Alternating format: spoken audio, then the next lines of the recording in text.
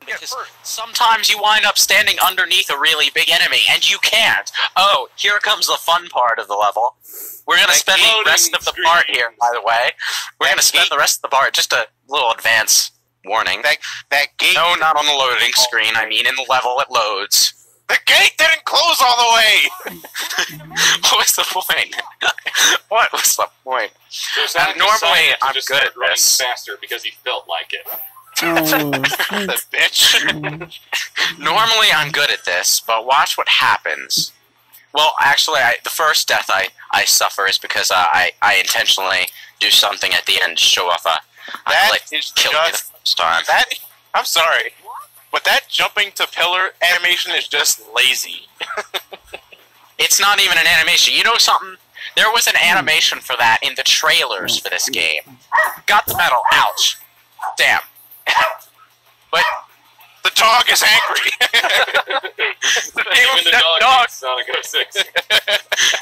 Anyway, there was an animation for jumping from pillar to pillar in the trailers for 06, but it's not in the actual game.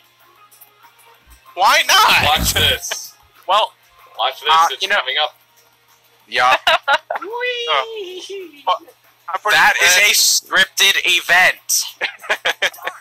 I have no control over that after I step onto the ramp. You cannot win.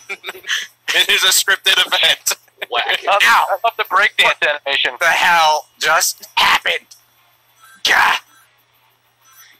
FYI, for players who want an easier time playing this game, you can use the light dash to straighten yourself out when you see a line of rings.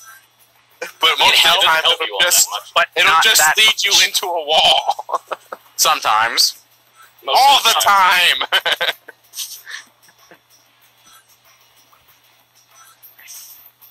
Well, I'll say this though, the music kicks ass. Yeah, I will give it this. I was bobbing my head to it the entire time. Basically trying to ignore the fact that I was actually playing the game by listening to the music. Oh wow, you actually get that ramp.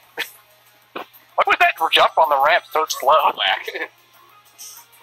It's because it's a scripted event. Then jump. Oh no, you're dead. You can't control yourself at all while you're in the air during these speed sections, which is kind of inconsistent. Because you can control yourself remarkably well, except very jerkily in the normal game. You know, at this point, Sonic's not saying darn because of Elise. He's saying darn because he died twice already here. Hey, be grateful the egg carrier backs up for you, Sonic. Did you just notice how Sonic looked when he was standing on of the pillar there? He was floating 2 feet off of it, yet he still managed to find a way to jump off of it. There are times when it looks like his model is actually standing on its side on those things. It's ridiculous. Damn it, I missed the ring box. Do I care? No, because I've already shot all chances of getting an S rank to hell. And every time I go onto this ramp, I miss the ramp and have to glitch on through the rail. Ow! Hitting that thing. Air breakdance into a ring capsule. Yes. I can't help it. Now hit the ramp as far to the right as you can. And let go of the analog stick. There is another glitch that will happen there randomly.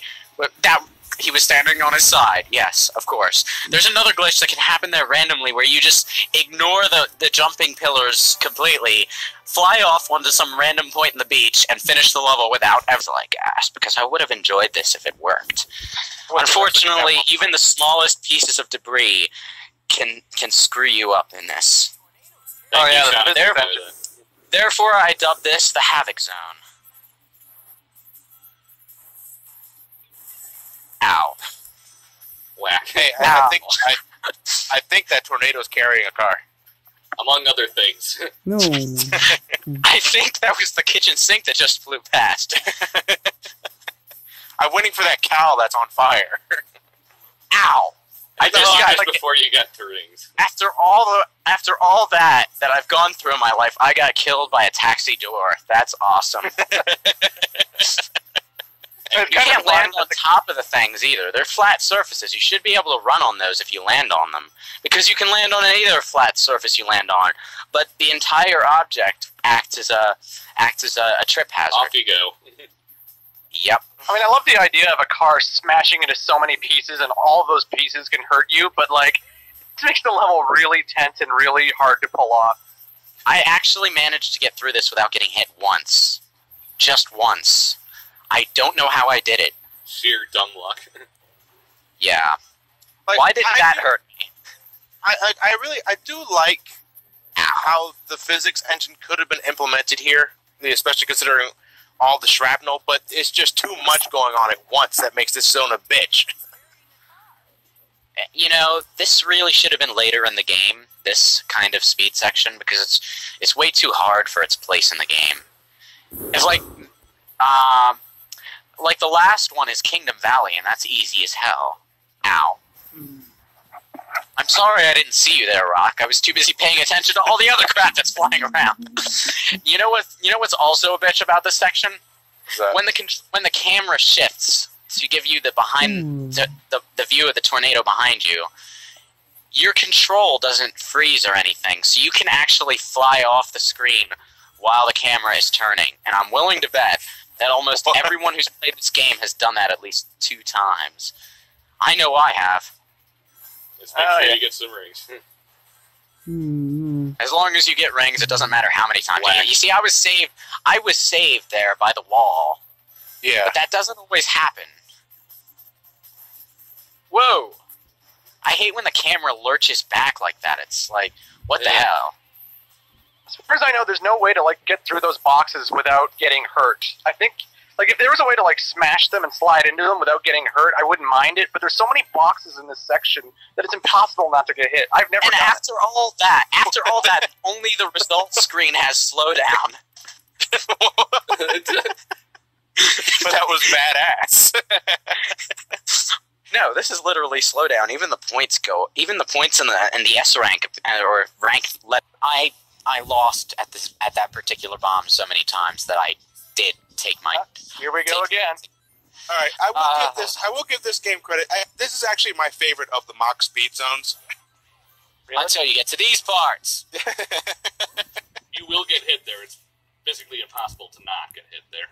It's physically impossible to avoid getting hit in these train jumping sections unless you know where all the trains are before you see. And I break dance to my death because there's no way to recover from that.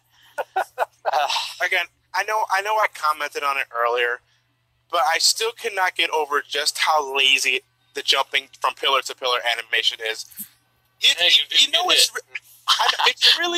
really bad when Sonic doesn't have an animation that goes into his standard T model pose, jumping from pillar to pillar.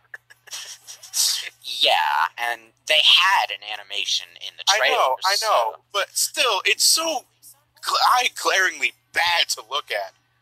Swerve to the side, otherwise the explosion will hit you here. Not that it matters, the tracks throw rings at you. I don't know how they expect you to pick up these silver medals, by the way. I actually really do like the sense of speed here, even though it's so short. The sense of forced, uncontrollable speed, granted.